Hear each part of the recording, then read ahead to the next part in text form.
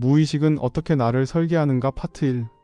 이 책의 저자인 데이비드 이글먼은 촉망받는 젊은 뇌과학자이며 베스트셀러 작가이며 스탠퍼드 대학교 신경과학과 외래 교수로 재직하고 있으며 뇌과학계의 칼 세이건으로 불리고 있다.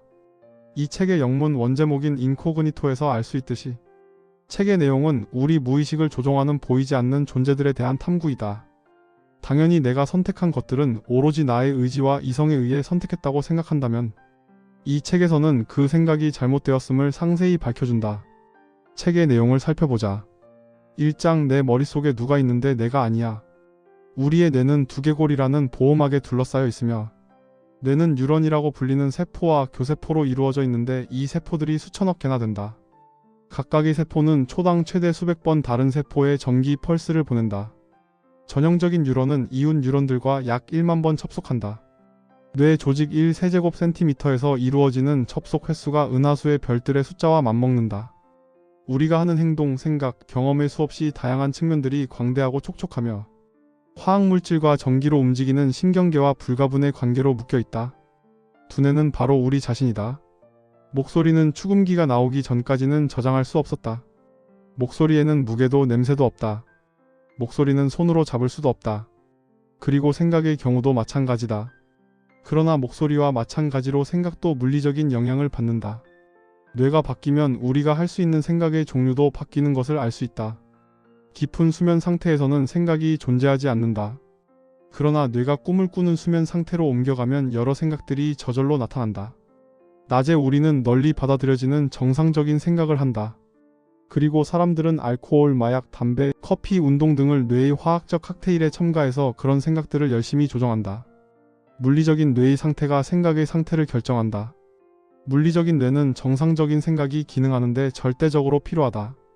사고로 새끼손가락을 다쳐도 뇌 기능에는 이상이 없겠지만 그만큼의 손상이 뇌에 생긴다면 뇌의 활동 능력에는 이상이 생길 수 있다. 희망, 꿈, 포부, 두려움, 아이디어, 유머, 감각, 욕망 등의 근원은 모두 이 기관이다. 그리고 뇌가 변하면 우리도 변한다.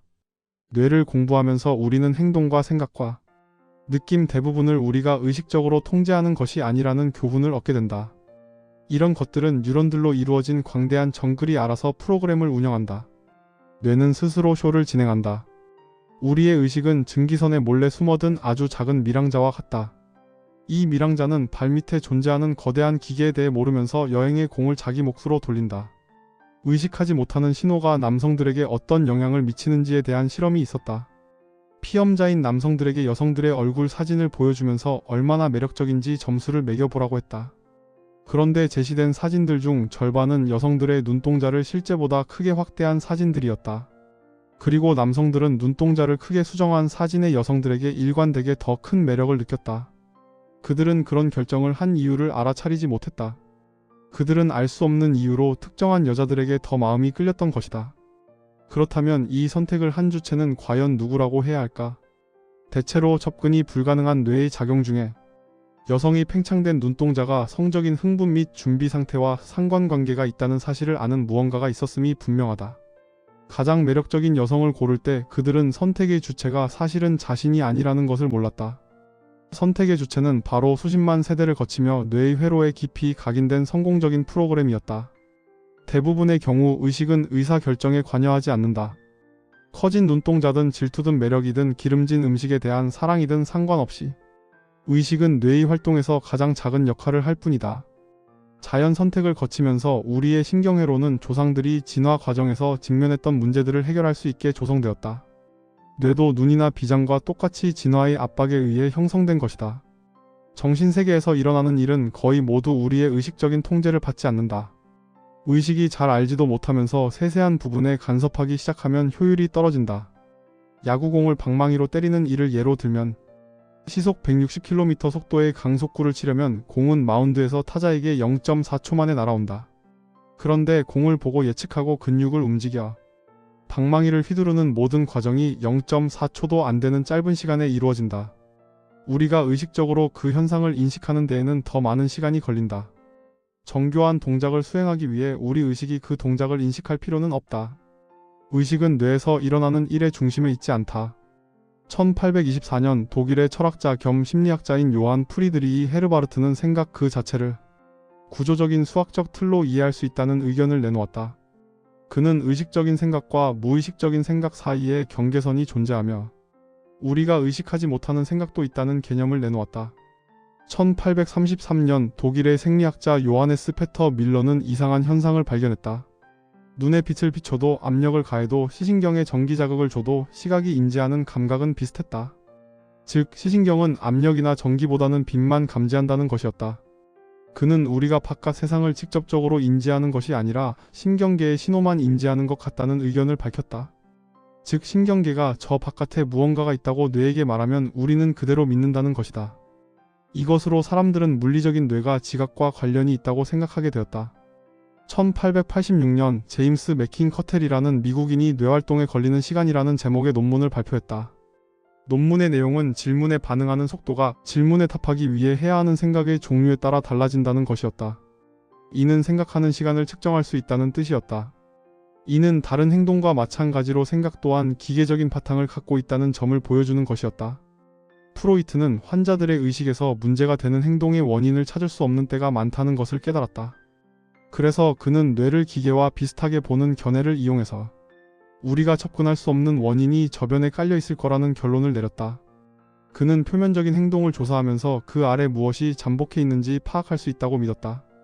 그는 환자들의 문제들이 의식으로부터 숨겨져 있는 것들을 의식 수준으로 끌어올려 대면함으로써 신경증을 일으키는 원인으로부터 힘을 빼앗는 것이 가능하다고 보았다. 표면 아래 이처럼 광대한 것이 숨겨져 있다는 생각은 자유의지에 대한 숙고로 이어졌다. 프로이트는 우리의 선택과 결정이 숨겨진 정신적 과정에서 유래하는 것이라면 자유로운 선택이란 환상이라고 판단했다. 2장 경험이란 정말로 어떤 것인가? 1800년대 후반 물리학자 겸 철학자였던 에른스트 마흐는 각각 균일하게 색이 칠해진 종이띠들을 나란히 놓고 보다가 이상한 점을 발견했다. 각각의 띠를 따로 떼어놓고 보면 색이 균일하게 보이지만 띠들을 나란히 놓고 보면 다른 띠와 경계한 부분이 더 어둡게 보이거나 밝게 보이는 착시 현상이 일어났다. 이렇게 우리의 관찰력은 한심한 수준이다. 우리는 누군가가 이러한 사실을 지적해주기 전까지 자신이 세상을 잘 보고 있다고 믿는다. 인간의 뇌의 3분의 1은 시각에 할당되어 있다. 눈으로 쏟아져 들어오는 수많은 광자들을 똑똑히 해석하기 위해 뇌는 엄청난 양의 작업을 수행해야 한다. 뇌는 눈에 닿은 정보에서 모호한 점을 벗겨내기 위해 맥락을 고려하고 가정하는 등의 엄청난 수고를 들인다. 눈의 기능에는 아무런 문제가 없어도 뇌는 들어오는 데이터를 해석하는 법을 반드시 배워야 한다. 우리는 세상을 아주 자세히 보고 있다고 믿고 있지만 사실 눈에 보이는 것들을 대부분 인식하지 못한다. 뇌가 망막에 닿는 모든 정보가 아니라 아주 적은 일부만을 처리하기 때문이다. 교통사고가 발생할 때 많은 운전자들의 눈은 마땅히 보아야 할 곳을 보고 있지만 뇌는 그 정보를 보지 못한다. 사실 우리는 감각기관이 뻔히 알아차릴 수 있는 것들을 대부분 인식하지 못한다. 주의력이라는 자원을 작은 부분에 기울인 뒤에야 놓치고 있던 것들을 비로소 인식한다. 따라서 세상에 대한 우리의 인식이 그 세상을 정확히 재현하지 못할 뿐만 아니라 세상을 세세하게 온전히 보고 있다는 우리의 믿음은 거짓이다. 왼쪽 눈에 보여주는 이미지와 오른쪽 눈에 보여주는 이미지가 서로 다를 때 지각 전환이 일어난다. 시각 시스템은 상충하는 정보 사이의 싸움을 중재한다. 따라서 우리는 정말로 존재하는 것을 보는 대신 순간순간 싸움에서 승리한 지각을 본다. 세상은 변하지 않았으나 우리 뇌가 서로 다른 해석의 결과를 역동적으로 제시하는 것이다. 더구나 뇌는 세상을 능동적으로 해석하는 데에서 그치지 않고 정해진 임무의 한계를 벗어나서 없는 것을 꾸며낸다. 폭포를 몇 분 동안 빤히 바라보다가 시야를 옮겨 정지해 있는 근처의 바위를 바라보면 정지한 것들이 순간적으로 위로 올라가는 것처럼 보인다. 이런 착시 현상은 시각이 여러 모듈들의 산물임을 보여준다. 1978년에 일산화탄소에 중독된 한 여성은 다행히 목숨을 건졌지만 시각 시스템과 연결된 운동하는 물체를 감지하는 뇌의 영역에 손상을 입었다. 그 결과 그녀는 세상을 사진처럼 인식하게 되었다. 물체와 사람의 움직임이 없이 사진들이 띄엄띄엄 바뀌는 모습으로 세상을 인식하게 되었다.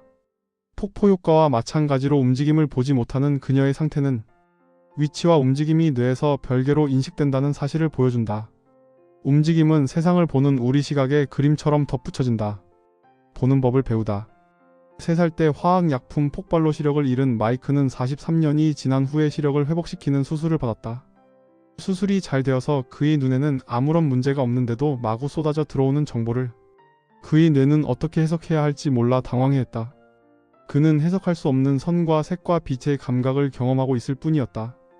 눈의 기능이 정상인데도 그에게는 시각이 없었다.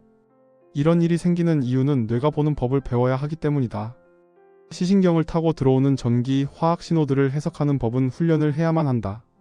비록 시각이 객관적인 광경을 그대로 보여주는 것처럼 보여도 실제로는 그저 주어지는 것이 아니다. 반드시 학습을 거쳐야만 한다. 본다는 것이 외부의 정보를 뇌가 해석하여 인식하는 과정이라면 시각기관이 아니라 다른 기관을 통해서도 볼 수 있지 않을까? 1960년대 위스콘신 대학교의 신경과학자 폴 바흐 이리타는 시각장애인에게 시각을 부여하는 방법에 대해 연구했다.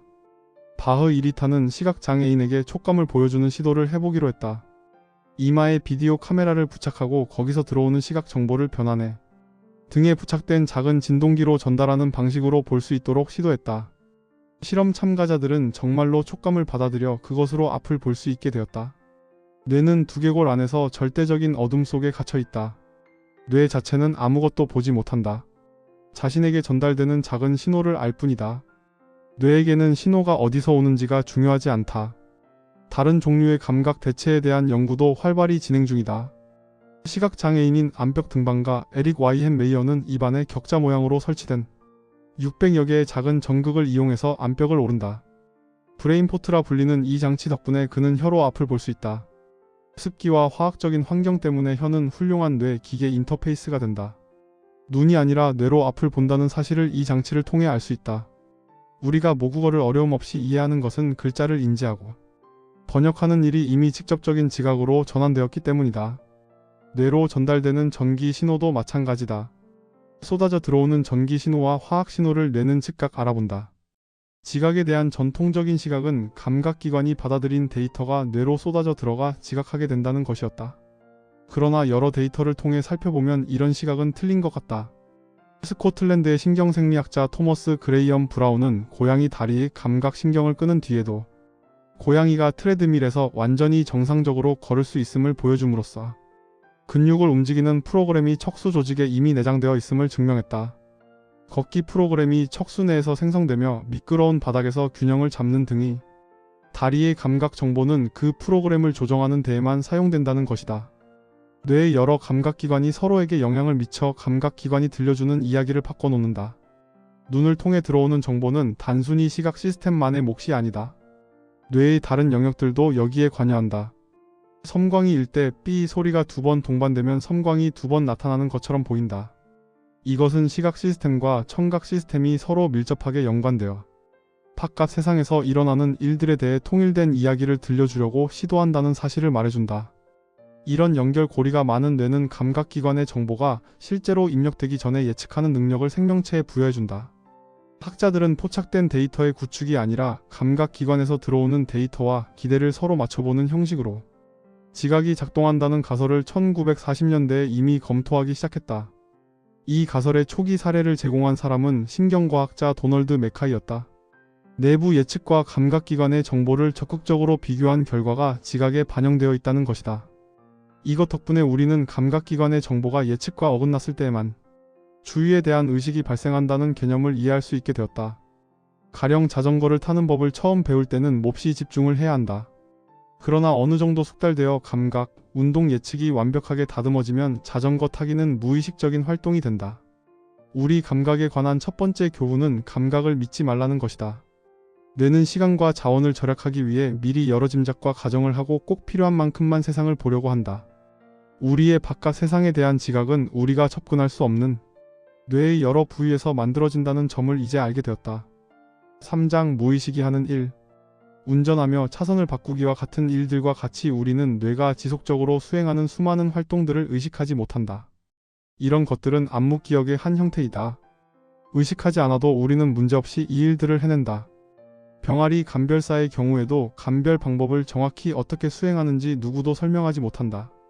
우리는 자신의 무의식 속에 무엇이 묻혀 있는지 모를 때가 많다.